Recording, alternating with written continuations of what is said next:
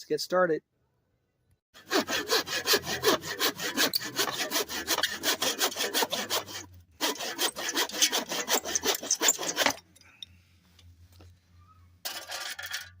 Looking better already. An old snow shovel handle. We'll see if it fits. Got totally lucky on that one. Didn't even need to sand it. It fit. Need to pre-drill a hole.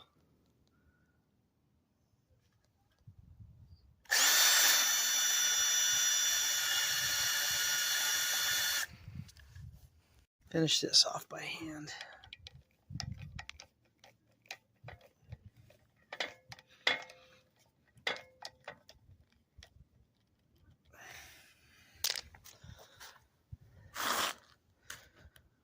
Done.